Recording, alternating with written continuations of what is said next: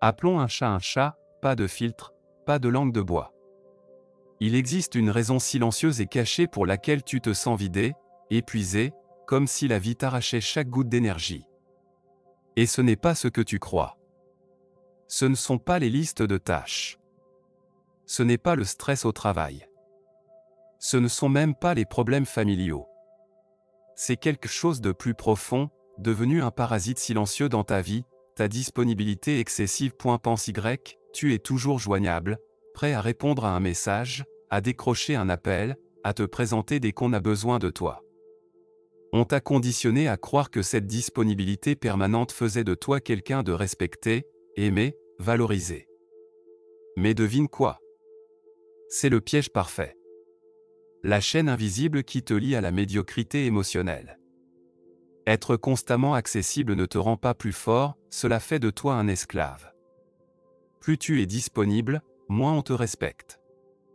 C'est une loi psychologique aussi ancienne que l'humanité, ce qui est abondant est pris pour acquis, ce qui est facile à obtenir perd tout mystère, tout magnétisme. Et la paradoxe est brutale, dans ta quête d'acceptation, tu deviens superflu. Plus tu te montres, plus tu deviens invisible. Plus tu donnes ton temps, moins on te respecte. Et c'est là que le cercle vicieux s'enclenche, tu donnes toujours plus pour recevoir toujours moins. Dis-moi, combien de fois as-tu eu l'impression d'avoir tout donné et d'être resté vide? Combien de fois t'es-tu consumé à entretenir des relations qui ne vivent que parce que c'est toi qui les fais vivre? Ces gens ne sont pas vraiment avec toi, ils sont avec ta disponibilité. Et dès que tu poses une limite, dès que tu te retires un peu, tu verras qui apprécie vraiment ton essence et qui ne recherchait que ta présence constante. Voilà la vérité que personne ne veut affronter, le respect naît de la distance, et la paix intérieure se trouve à la frontière que tu dresses entre ton énergie et les exigences du monde. Il ne s'agit pas de t'isoler, mais de séparer clairement ta force du vacarme extérieur. Les gens respectent ceux qui respectent leur propre temps. Ils admirent ceux qui disent « non » avec clarté, qui n'ont pas peur de décevoir, simplement parce qu'ils ne chercheront pas à satisfaire toutes les attentes. Et la psychologie humaine fonctionne sur ce paradoxe, on désire ce qui est inaccessible. L'inatteignable nous attire comme un aimant. Lorsque tu deviens cette personne qui n'est pas toujours joignable, qui privilégie la paix intérieure à la validation extérieure, ta présence devient magnétique. Ton absence se fait sentir plus qu'une présence forcée. Et voici le point qui balaie toutes les excuses, ton besoin de validation extérieure est ta plus grande faiblesse. Tant que tu resteras affamé de l'approbation des autres, tu demeureras un esclave émotionnel. Chaque regard, chaque message ignoré, chaque marque d'indifférence te frappera comme un coup invisible. Mais dès l'instant où tu comprends que ta valeur ne dépend pas de ce regard ni de cette réponse, quelque chose en toi bascule pour toujours. Et la vraie force réside dans la capacité à être seul sans se sentir seul, à devenir ta propre source de validation. Accueillir le silence non pas comme un vide, mais comme une présence pleine. Celui qui maîtrise le silence maîtrise l'interaction. Celui qui n'a pas peur de la solitude devient imparable en société. Grave-toi ceci dans le crâne, la surexposition te vide. La disponibilité excessive dilue ton essence. Être disponible pour tous, c'est s'absenter de soi-même. Chaque « oui » que tu offres au monde est un « non » que tu te rends à toi-même. Et tu sais ce qui se passe quand tu vis en pilote automatique pour plaire à tout le monde? Tu te vides, tu t'effaces, tu deviens l'écho de ce que tu aurais pu être. La liberté commence quand tu réalises que tu n'es pas obligé de répondre immédiatement. Tu n'as pas à expliquer chaque moment de silence. La liberté naît lorsque tu cesses de demander la permission de mettre ta paix en premier. Car la paix que tu cherches désespérément ne vient pas de l'approbation, mais du respect de soi. Regarde autour de toi, qui respectes-tu vraiment? Ceux qui s'épuisent pour satisfaire tout le monde, ou bien ceux qui tiennent fermement à leurs limites, qui n'ont pas peur de décevoir, car ils savent que le respect véritable naît de l'authenticité, pas de la bienséance permanente? Être sélectif dans tes relations n'est pas égoïste, c'est une question de survie émotionnelle. Tu ne peux pas bâtir une vie épanouissante si tu es entouré de gens qui ne viennent qu'en cas de besoin. Apprends à repérer les vampires émotionnels, ceux qui viennent juste pour aspirer ton énergie et disparaissent quand il n'y a plus rien à prendre. N'aie pas peur de fermer des portes. Les portes fermées créent de l'espace pour ceux qui comptent vraiment. Les connexions profondes ont besoin d'un terrain fertile qui ne se trouve que lorsque tu cesses d'arroser les relations toxiques. Rappelle-toi, tu n'es pas obligé de maintenir des liens qui te vident. Tu n'as pas de dette envers quiconque pour protéger ta paix. Le self-control est ton super pouvoir caché, la capacité de t'arrêter avant de réagir, de réfléchir avant de répondre, de choisir tes batailles avec intention. La plupart des gens sont esclaves de leurs impulsions, réagissent sans penser, répondent sans filtrer. Mais toi, tu peux choisir le silence quand les autres crient, la sérénité quand les autres paniquent. En psychologie profonde, on appelle cela la souveraineté intérieure, le pouvoir de te gouverner toi-même au-dessus de toute tempête extérieure. Quand tu cultives cette souveraineté, le monde perd son emprise sur toi, les opinions des autres deviennent de lointains murmures, la pression sociale se dissipe comme la brume au soleil de ta détermination. Permets-toi de disparaître quand tu en as besoin. N'explique pas ton absence. N'excuse pas ton retrait. Le mystère est un allié puissant. Les gens craignent ce qu'ils ne comprennent pas, et respectent ce qu'ils ne peuvent pas prédire. Ne leur donne pas toutes les réponses, laisse-les s'interroger, imaginer. C'est dans cette incertitude que naît le respect véritable. L'énergie que tu protèges aujourd'hui sera la force dont tu auras besoin demain pour bâtir ton véritable héritage. La pression sociale n'est qu'une illusion alimentée par la peur collective, tout le monde redoute d'être exclu, oublié, ignoré. Mais la seconde où tu brises cette illusion, tu deviens une anomalie magnétique, les gens sont attirés par celui qui marche hors du troupeau, car au fond, chacun désire cette liberté, mais peu ose la revendiquer. Aujourd'hui, je t'offre quelque chose de radical, fais un pas en arrière, observe le chaos à distance, protège ton énergie comme un stratège prépare son prochain coup. Ne confie pas ta paix à quiconque frappe à ta porte. Choisis avec soin qui mérite ton temps, ton espace, ton essence. La vraie victoire dans la vie n'est pas d'être mémorable pour tous, mais pour ceux qui comptent vraiment.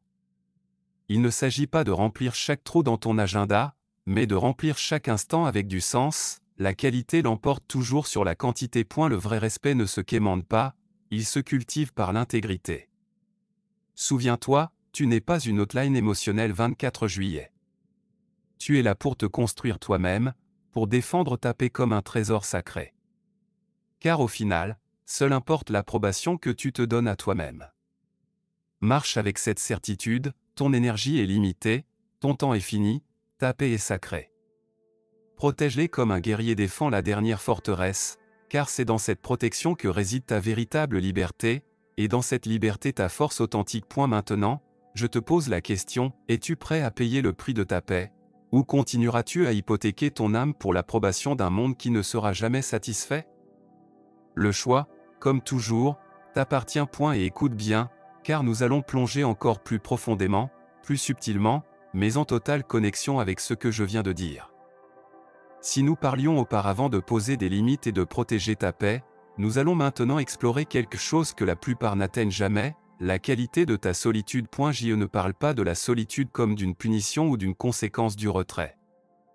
Je parle de la solitude comme d'un outil de transformation personnelle, un laboratoire silencieux où tu façonnes ta meilleure version, loin du vacarme du monde. La plupart craignent la solitude car ce sont alors les voix qu'ils ont fuies qui résonnent en eux. Ils remplissent leur vie de bruit, d'emploi du temps surchargé, de validation extérieure non pas par besoin, mais pour éviter la plus dure des conversations, celle avec soi-même. L'hyperdisponibilité n'est pas seulement le fait d'être toujours là pour les autres, c'est une distraction qui te détourne de ton propre dialogue intérieur. Tu es tellement accordé aux autres que tu perds ta propre boussole. L'ironie brutale, c'est que ce n'est qu'en osant être seul qu'on cesse de se sentir seul. Car la vraie solitude n'est pas l'absence d'autrui, mais l'absence de connexion avec soi-même. Et c'est là que la majorité échoue, ils ne savent pas qui ils sont sans le reflet d'un autre. Ils ont bâti leur identité sur la manière dont on les perçoit, valide, accepte.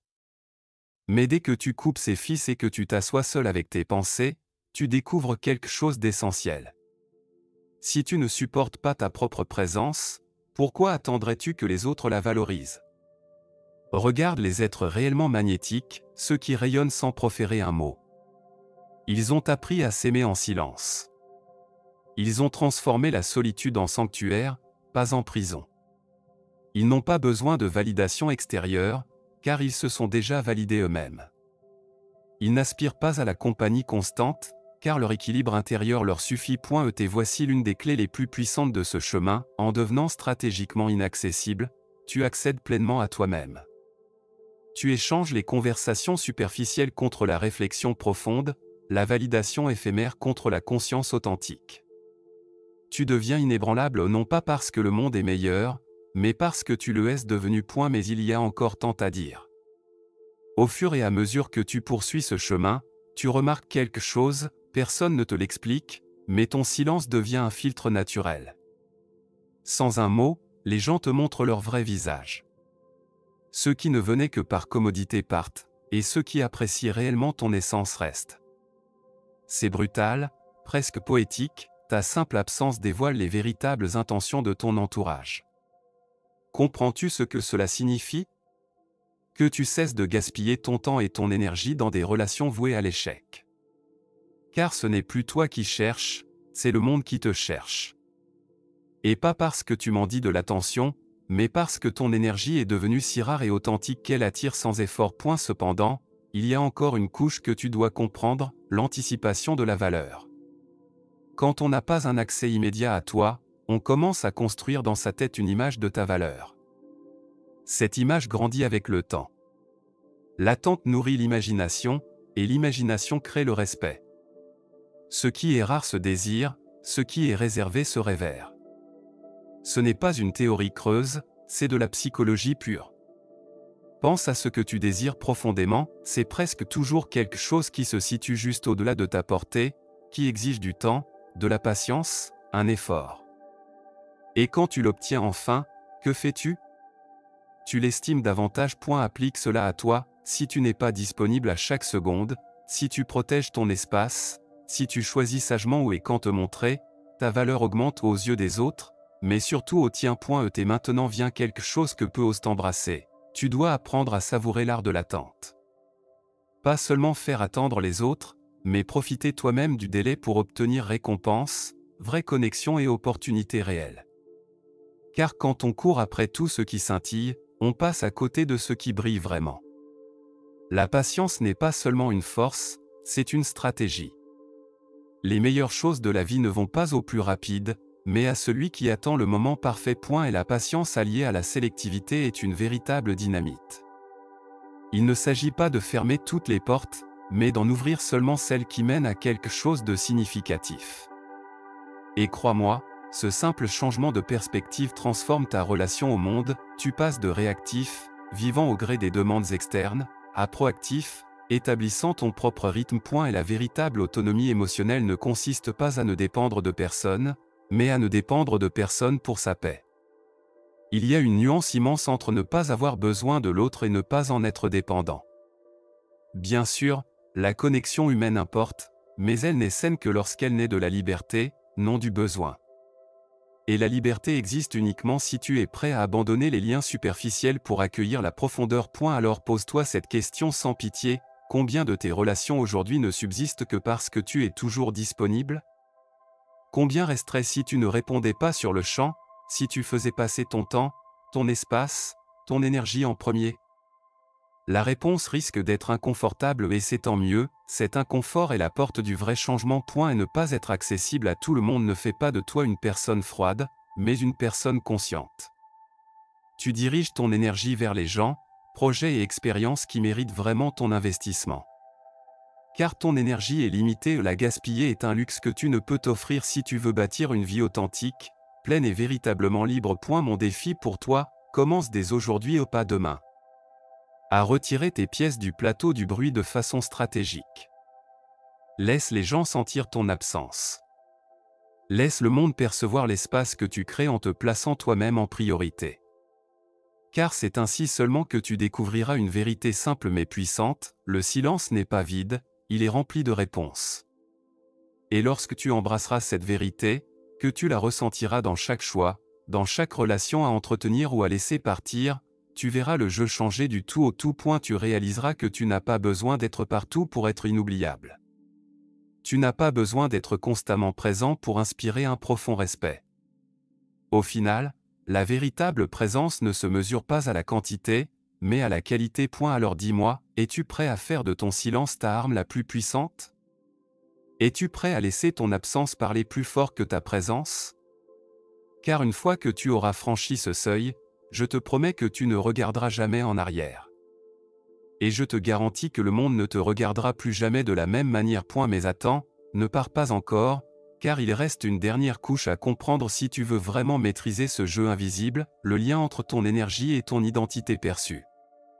Ce concept est largement sous-estimé, et c'est ce qui sépare ceux qui se laissent emporter par le courant de ceux qui le dirigent depuis la rive. Chaque fois que tu offres ton énergie sans réflexion, tu t'épuises non seulement physiquement, mais tu affaiblis aussi la façon dont les autres te perçoivent.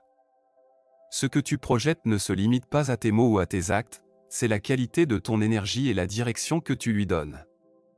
Pense à quelqu'un que tu trouves magnétique, il ne parle pas sans cesse, il n'est pas toujours sous le feu des projecteurs, mais quand il apparaît, son énergie est puissante, claire, indéniable. Sais-tu pourquoi? Parce qu'il la protège. Il la traite comme une ressource non renouvelable. Et la plupart des gens vivent comme si leur énergie était infinie. Mais elle ne l'est pas. Il la gaspille dans des conversations insignifiantes, des préoccupations stériles, des relations qui n'offrent qu'un placebo émotionnel éphémère. Et c'est là qu'intervient un concept crucial, l'économie émotionnelle. De cela, personne ne parle, et pourtant ton énergie est comme une monnaie, c'est toi qui décides où la dépenser. Et comme dans toute économie, si tu gaspilles tes ressources, tu finis en faillite émotionnelle. C'est alors que la vie devient lourde, que les décisions deviennent accablantes et que la moindre demande externe te vide. Pourquoi? Parce que tu as passé des années à financer des relations à sens unique, à offrir de l'attention qui ne revenait jamais, à courir après des validations qui s'évaporaient dès que tu les obtenais. Le monde moderne est un voleur silencieux d'énergie, réseaux sociaux, notifications incessantes, addiction aux réponses instantanées, illusion digitale de connexion. Tout te transforme en fournisseur d'énergie gratuit pour des systèmes qui ne te rendront jamais rien. C'est comme avoir un compte bancaire public d'où n'importe qui peut retirer ta force vitale sans demander. Et chaque petit retrait t'éloigne un peu plus de ton centre. Voilà pourquoi ceux qui préservent leur mystère et gèrent intentionnellement leur temps semblent porter une énergie magnétique, non pas parce qu'ils en font plus, mais parce qu'ils en font moins, mais avec un but. Ils ne courent pas après l'approbation extérieure, ils ne se diluent pas dans la mer de la disponibilité constante. Et maintenant, passons à une idée véritablement explosive, l'auto-exploitation déguisée en productivité. L'une des illusions les plus dangereuses qui soit. Nous croyons que être occupé rime avec avancer, que remplir chaque minute nous rapproche de l'excellence. La vérité, c'est que nous déguisons notre dépendance émotionnelle sous le masque de la productivité. Nous accumulons les tâches parce que nous ne supportons pas d'être seuls avec nous-mêmes. Nous remplissons chaque silence pour éviter la confrontation interne. Soyons clairs, être occupé n'est pas la même chose qu'être en mouvement. Tu peux passer ta vie entière à courir en rond dans la cage de l'acceptation sociale et ne pas avancer d'un centimètre vers la vraie liberté. Être sélectif ne concerne pas seulement les personnes, mais aussi les activités, les pensées, les objectifs. Considère cela comme une purge silencieuse, élimine non seulement les personnes qui te vident, mais aussi les tâches, les distractions et les devoirs auto-imposés qui ne servent qu'à combler un vide artificiel. Ton attention est ton actif le plus précieux, et là où va ton attention, ta vie suit.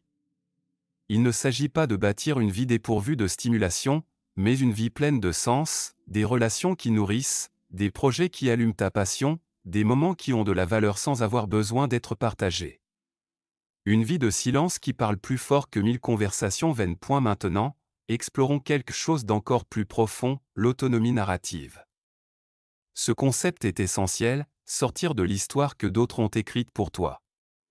Chaque fois que tu dis « oui » à la disponibilité constante, chaque fois que tu offres ton temps sans poser de questions, tu joues un rôle secondaire dans un scénario qui n'est pas le tien. Mais quand tu reprends ton temps, ton espace, ton énergie, tu reprends aussi le stylo qui rédige ton histoire. Et crois-moi, il n'y a pas de pouvoir plus grand. Quand tu contrôles ta propre narration, les circonstances extérieures perdent leur emprise sur toi. Tu cesses de réagir aux attentes du monde et tu te mets à bouger à tes propres règles, à ton propre rythme. Ton histoire n'est plus façonnée par l'approbation extérieure, mais par ton alignement intérieur. Et la paix qui naît de cette autonomie est indescriptible, la paix de savoir que, même si le monde sombre dans le chaos, tu as le contrôle absolu de ton chemin. Et je te promets que cette paix est inégalable, aucune validation extérieure n'y égalera jamais, aucun applaudissement ne la remplacera. C'est la paix d'une vie solide et cohérente, qui ne dépend pas de la volatilité des opinions d'autrui ou de la tyrannie de l'urgence. Alors écoute bien, ta vraie révolution n'est pas à l'extérieur. La véritable révolution se passe à l'intérieur, dans le moment sacré où tu décides de ne plus être esclave de la surdisponibilité, mais de devenir le maître absolu de ton temps, de ton énergie, de ta vie. Juste au moment où tu penses avoir tout compris, voici la couche finale de cette vérité inconfortable, l'art de la rareté stratégique. Oui, tu as bien entendu, ce qui est rare devient précieux.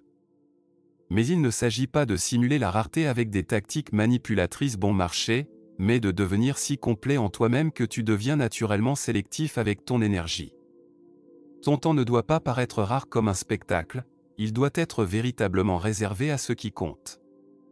La vraie rareté ne se falsifie pas, et les gens la sentent immédiatement, ils voient que tu ne fais pas semblant d'impressionner, mais que tu vis en accord avec tes valeurs. Et cela, mon ami, est magnétique d'une manière que les mots ne pourront jamais tout à fait décrire. Car, au bout du compte, l'influence réelle n'est pas quelque chose que tu poursuis, mais la conséquence naturelle de vivre authentiquement.